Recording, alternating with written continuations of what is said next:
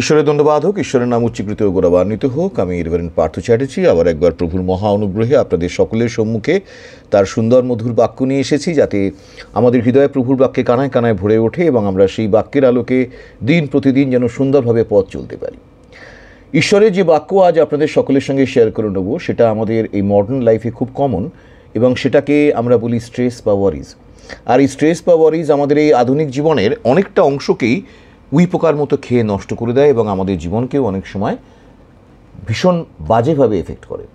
কিন্তু আজকে আমরা বাইবেলের আলোকে খোঁজার চেষ্টা করব যে how to trust god with your worries, অর্থাৎ কীভাবে আমাদের ভাবনা, চিন্তা, স্ট্রেস, এসবের সমস্ত কিছু ভার কীভাবে ঈশ্বরের চরণতলে ফেলে আমরা কীভাবে আরেকটু ভালো থাকতে পারবো, আর একটু শান্তিতে থাকতে পারবো। আর এই জন্যে প্রথম যে বাইবেল পদটা আমি দেখব সেটা হচ্ছে আমাদের প্রথম পিতর পত্রের তার 5 অধ্যায় 7 পদ। এবং প্রথম পিতর পত্রের 5 অধ্যায় 7 পদে প্রভুর বাক্য এই কথা বলে, তোমরা ঈশ্বরের পরাক্রান্ত হস্তের নিচে নত হও, যেন তিনি উপযুক্ত সময়ে তোমাদিগকে উন্নত করেন। তোমাদের সমস্ত ভাবনার ভার তাহার উপরে ফেলিয়া দাও, কেননা তিনি তোমাদের জন্য চিন্তা করেন।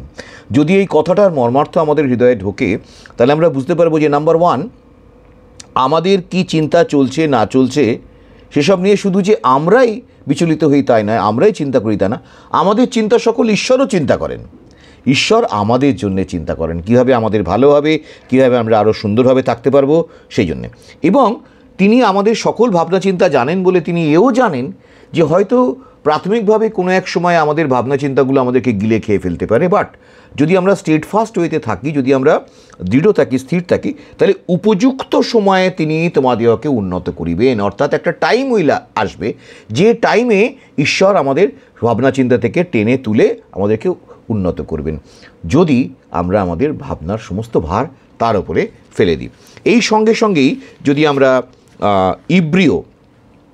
ইব্রিয় পত্রের যদি আমরা একটা অংশ দেখি, ইব্রিয় তার 4 অধ্যায় 16 পদ, তাহলে দেখব যে এই ফেলে দেবার, ভাবনা চিন্তার ভার তার উপরে ফেলে দেবার কথাটাও সেখানে আরেকটু খুব সুন্দর করে বলা হয়েছে। এবং সেখানে প্রভুর বাক্য এই কথা বলে, অতএব আইসো আমরা সাহসপূর্বক অনুগ্রহ সিংহাসনের নিকটে উপস্থিত হই, যেন দয়া লাভ করি এবং সময়ের উপযোগী উপকারার্থে অনুগ্রহ প্রাপ্ত হই। অর্থাৎ আমাদের ভাবনা চিন্তার ভার ঈশ্বরের চরণে যে আমরা ফেলে দেব, সেই ফেলে দেবার ব্যাপারটা করতে গিয়ে আমরা যেন দ্বিধাবোধ না করি যে আমি কি আমার এই ভাবনা চিন্তার ভারটা ঈশ্বরের চরণে ফেলতে পারবো, সব কথা কি ঈশ্বরের সামনে রাখা যায়, সব প্রার্থনা কি ঈশ্বরের চরণতলে রাখা যায়। এই দ্বিধাবোধ যেন আমাদের না থাকে, সাহসপূর্বক আমরা যেন ঈশ্বরের সেই অনুগ্রহ সিংহাসনের সম্মুখে উপস্থিত, অর্থাৎ যেখানে ঈশ্বর বসে আছেন তিনি অনুগ্রহ করবেন বলে সেখানে বসে আছেন, সেটা অনুগ্রহ সিংহাসন, দ্য থ্রোন অফ গ্রেস, তার সম্মুখে আমরা যেন সাহস করে আমাদের যে কোনো প্রবলেম নিয়ে যেন উপস্থিত হতে হই। তাতে কী হবে, আমরা দয়া লাভ করব এবং সময়ের উপযোগী, অর্থাৎ সেই সময়টা, যে সময়টা ওই ওয়ারিসগুলো আমাকে খুঁটে খুঁটে খেয়ে ফেলছে, সেই সময়টা সময়ের উপযোগী অনুগ্রহ আমরা লাভ করব উপকারার্থে।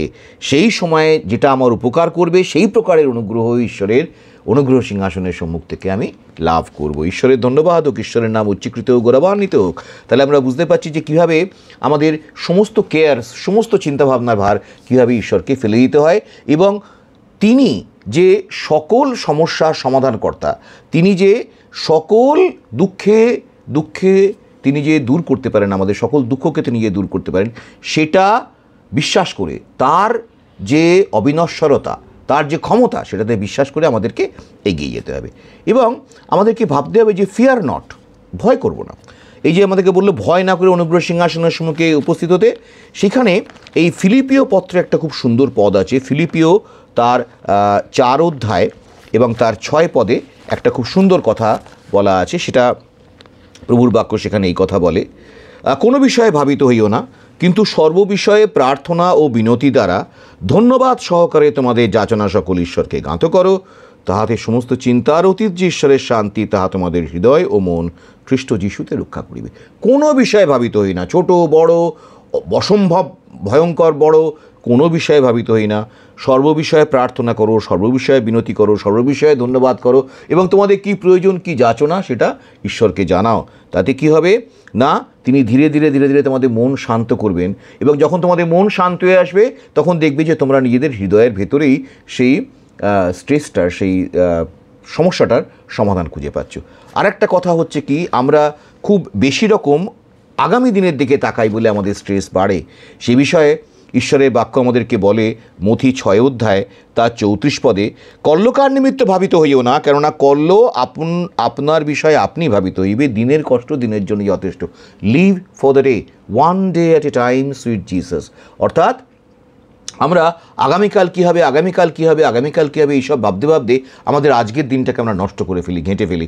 আর ঈশ্বরের বাক্য বলছে কল্লকার জন্য ভাবিত হইও না, আজকের দিনটাকে কষ্ট আজকের জন্য যথেষ্ট, আজকের দিনটাকে নিয়ে আজকে ভাবো, ফোকাস অন টুডে।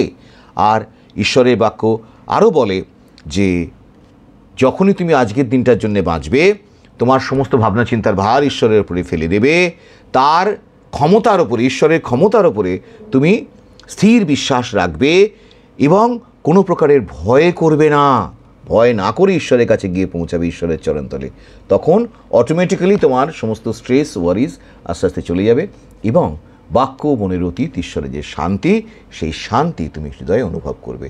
আপনাদের প্রত্যেকের জন্য এই প্রার্থনা করি যেন এই বাক্যগুলো আপনাদের হৃদয়ে শান্তি দেয় এবং আপনাদের যে কোনো স্ট্রেস থাকুক, যে কোনো ওয়ারিজ থাকুক, যেন ঈশ্বরের শান্তি আপনাদের সঙ্গে চিরকাল থাকে। Amen, amen, amen.